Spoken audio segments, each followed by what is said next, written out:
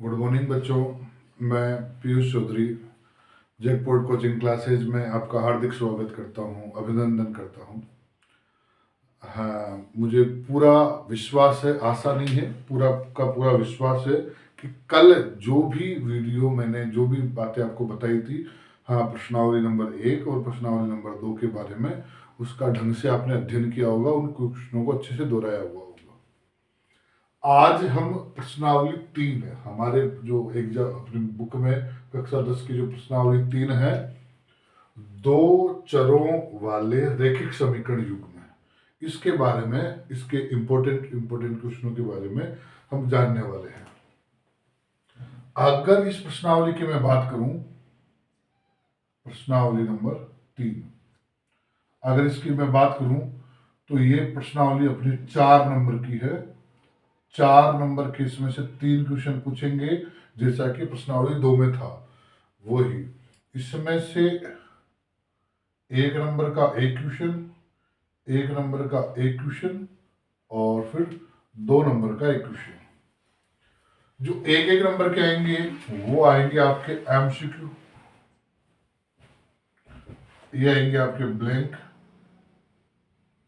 और ब्लैंक के बाद में आपके इसमें आपके शॉर्ट टाइप क्वेश्चन आ जाएंगे।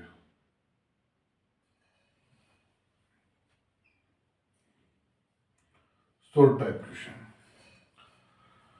4 नंबर की प्रश्नावली है, जिसमें से 3 क्वेश्चन पूछे जाएंगे। 3 में से 3 क्वेश्चन पूछे जाएंगे। एक तो आपका एमसीक्यू मतलब अवैध सदा वाले क्वेश्चन पूछे जाएंगे, एक आपके ब्लैंक यानी खालिस्तान पूछे जाएंगे, और एक आपके लघुरात्मक क्वेश्चन मीडियम टाइप के जो क्वेश्चन होते हैं वो आपसे पूछे जाएंगे। सबसे पहले देखो, दो चरों वाले रैखिक समीकरण युग में, इसके बारे में आज मैं प्रश्नावली की डिटेल नहीं बता रहा आप लोगों को, केवल और केवल इंपॉर्टेंट क्वेश्चनों के बारे में मैं आपको बता रहा हूं। तो हाँ, ऐसी सीरीज इन पूरे क्वेश्चनों को कंप्लीट करने के लिए मैं एक सीरीज लेके आऊंगा जिसमें आपको सारे के सारे क्वेश्चन करवाऊंगा। लेकिन वर्तमान में अभी मैं इनको थोड़े से क्वेश्चन, हाँ, और इसके अलावा जैसे इसके लिए अपन एक सीरीज लेके आएंगे। सीरीज के बाद में देखो, सीरीज तो है ही, इसके अलावा जैसे जितने भी आपके मैथ से संबंधित इंपॉर्टेंट टॉपिक है, सभी के ऊपर मैं वीडियो लेकर आने वाला हूं आपके लिए। और देखो, सबसे पहले वीडियो तो मैं लेके आऊंगा ही, लेकिन वीडियो आप तक कब पहुंचेगा?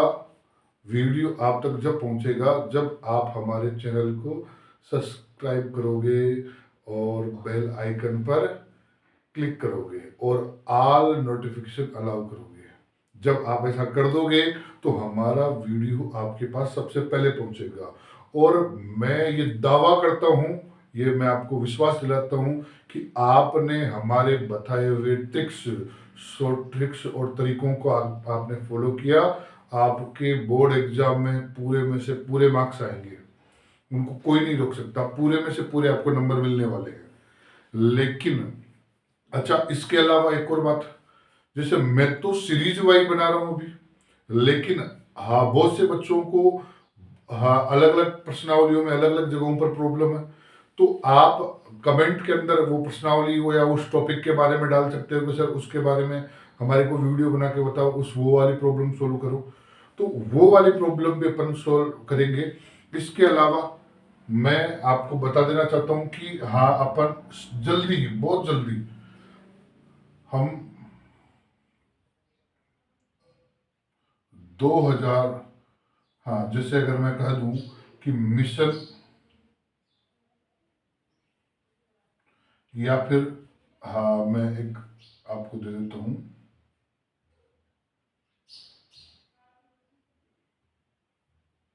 ट्वेंटी फोर, मिशन 24 के ऊपर अपन चल पड़े हैं। इस मिशन 24 की एक सीरीज लेके आऊंगा जिसके अंदर, हाँ, आपने कभी भी कहीं पर भी ये चीज नहीं देखी होगी। देखो, 10वीं और 12वीं के जो बोर्ड एग्जाम होते हैं उसमें सारी चीजें फिक्स होती है, सब की सब ब्लूप्रिंट के आधार पे चलती है। जब सारी चीजें ब्लूप्रिंट पे चलेगी तो मतलब हमने पिछले 10 सालों से लगातार मेहनत करते करते एक चीज उसमें से ढूंढी है कि अपन ये भी डिसाइड कर लेंगे कि कौन कौन सा जो आपका बोर्ड एग्जाम का पहला क्वेश्चन आएगा, जो पहला क्वेश्चन आएगा और पहले का पहला जो एबसड आएगा वो कौन सी प्रश्नावली से आएगा, इतना भी हमें लगभग अंदाजा लग सकता है। और उसमें क्या क्या लगभग आपसे पूछा जा सकता है, वो सारी की सारी सीरीज लेके मैं आपके सामने उपस्थित होने वाला हूं। तो आप लगातार हमारे चैनल के साथ बने रहो और आप रेस्पॉन्स देते रहो। जितना आप रेस्पॉन्स दोगे उस अनुसार ही अपन आगे और ज़्यादा हाँ मोटिवेशन मिलेगा, हमारे को भी प्रोग्रेस मिलेगा कि सामने वाले बच्चे देख रहे हैं उनको क्या क्या समस्याएं।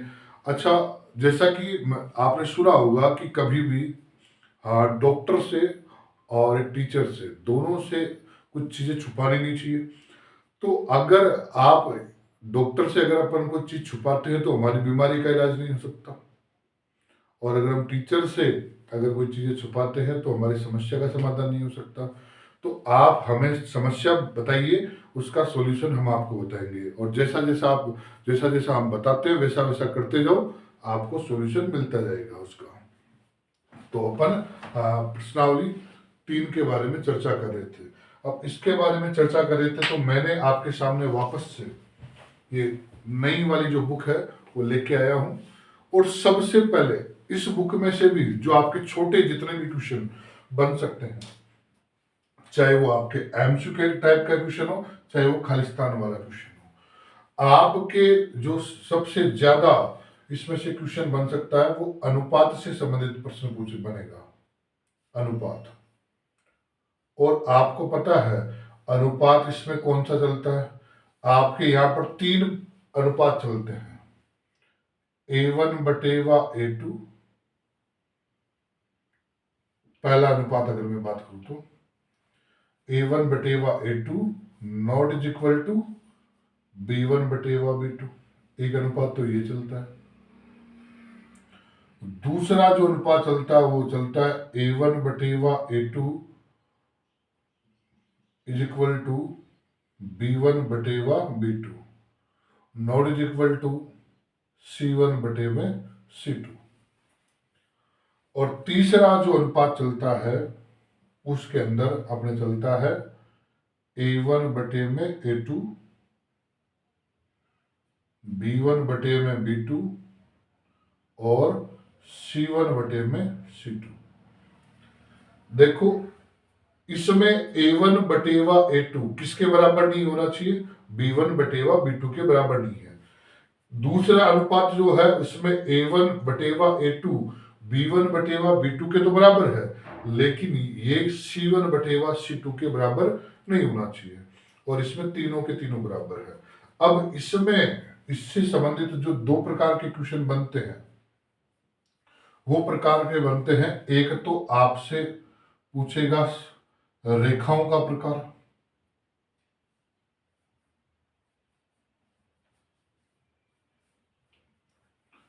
अगर यहां से प्रश्न पूछता है, अगर नहीं मतलब पूछेगा, और पूछेगा तो आपसे या तो पूछेगा रेखाओं का प्रकार, रेखाएं कैसी होगी, रेखाएं एक दूसरे को विभाजित करेंगी, रेखाएं एक दूसरे रेखाएं समांतर होगी या रेखाएं समपाती होगी, इससे संबंधित आपसे प्रश्न पूछ सकता है।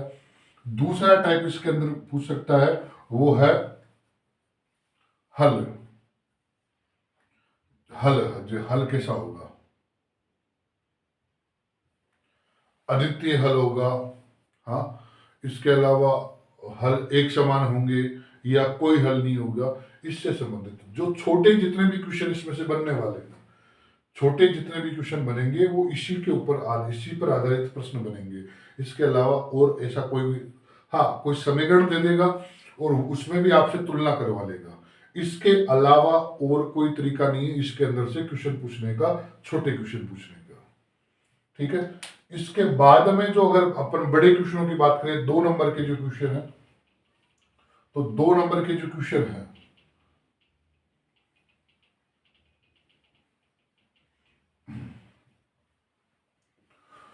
तो अपने इसके अंदर वर्तमान में 2 विधियां चल रही है। हाँ, तो मैं आपको तीनों विधियां बता देता हूं। आपको इसके अंदर हाँ ग्राफीय विधि भी ध्यान में रखनी है। ग्राफ्य विधि के आधार पर भी प्रश्न पूछा जा सकता है। इसके अलावा विस्थापन विधि द्वारा भी, इसके अंदर विस्थापन विधि को लेकर भी इसमें से क्वेश्चन पूछा जा सकता है। और तीसरा विलोपन विधि से।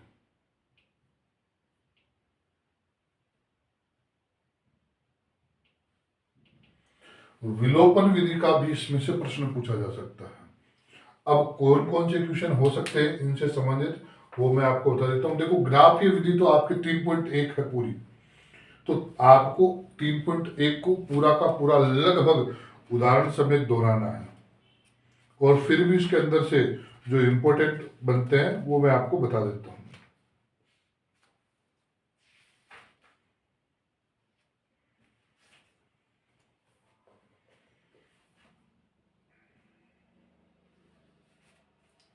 हाँ देखो, 3.1 का जो क्वेश्चन नंबर 7 है, it is very very important.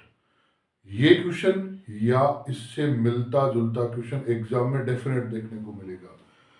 हाँ, मैं यहाँ पे लिख देता हूं। 3.1 की मैं बात कर रहा हूं, और 3.1 का जो क्वेश्चन नंबर 7 है वो एग्जाम में डेफिनेट आएगा। या तो ये क्वेश्चन या इससे मिलता जुलता क्वेश्चन आपको एग्जाम में डेफिनेट देखने को मिलेगा, वो भी 4 नंबर का। ठीक है। अच्छा, इसमें मैं एक और आपको समस्या, अभी कुछ बच्चों का सवाल भी हो सकता है कि सर आपने सबसे बड़ा क्वेश्चन तो 2 नंबर का बताया था, फिर आप अभी कैसे कह सकते हो वो 4 नंबर का क्वेश्चन आएगा। तो ये जो समस्या है, ये बोर्ड एग्जाम में क्या होता है वो भी मैं आपको बताऊंगा। और जब अपने को ये बोर्ड एग्जाम की प्लानिंग अगर अपने को समझ में आ जाएगी, उसके बाद में अपने से गलती होना लगभग बंद हो जाएगी, क्योंकि हमें पता लग जाएगा उनका कि उनका जो plan A, plan B, plan C क्या है, वो सारा का सारा हमें पता लग जाएगा। अच्छा, इसमें से तो मैं इसी को वेरी वेरी इंपॉर्टेंट मानता हूं। अगर मैं 3.2 के ऊपर बात करूं, जो नई वाली बुक के अंदर मैं बात कर रहा हूं 3.2 की,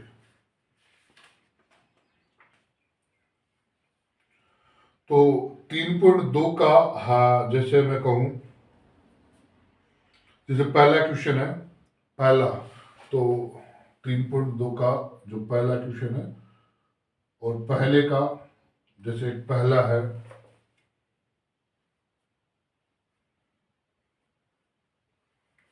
पांचवा है, इसके अलावा चौथा है।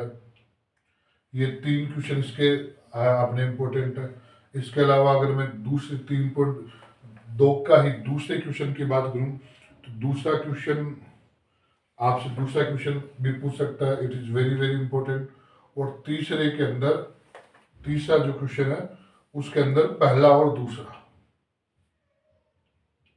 बस ये 2 चीज इसमें से देख लेना।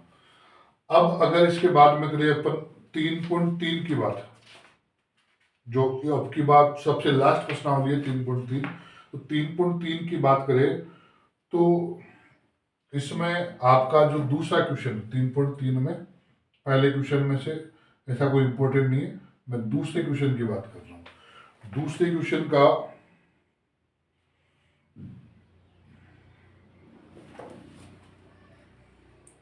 पहला, तीसरा, ये दोनों क्वेश्चन इसके इंपॉर्टेंट है। तो प्रश्नावली 3 के जितने भी इंपॉर्टेंट क्वेश्चन है मैंने आपके सामने यहाँ पर बता दिए हैं। और बाकी इसमें से कौन कौन से, अच्छा इस प्रश्नावली में बहुत से बच्चों को समस्याएं भी हो सकती है। किसी को विस्थापन विधि में हो सकता है विस्थापन कह दूं, या इसको प्रतिस्थापन विधि कह दूं, इसमें से भी किसी को समस्या हो सकती है, किसी को विलोपन में हो सकती है। तो जैसा आप जिस भी हाँ प्रश्नावली में जिस भी क्वेश्चन में कोई भी समस्या हो किसी भी प्रकार की, वो आप हमें कमेंट बॉक्स में हाँ लिख के भेजिए, उसके ऊपर हम डेफिनेटली वीडियो बनाएंगे। और आपकी सफलता, हाँ जो आपका एग्जाम में आपको 100% सफलता दिलवाने का हमारे जिम्मा हमने उठा रखा है इस चैनल पे। तो इस चैनल पे आप जुड़े रहिए और अपने बाकी दोस्तों को भी इसको शेयर कीजिए।